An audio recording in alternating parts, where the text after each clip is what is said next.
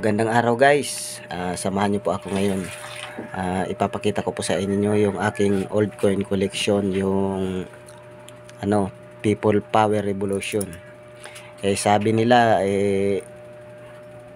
sabi maraming bumibili daw nito Ngayon papakita ko sa inyo.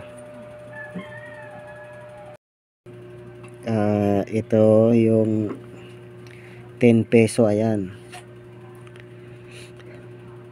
1988, Republika ng Pilipinas. Yan guys, logo ng badge.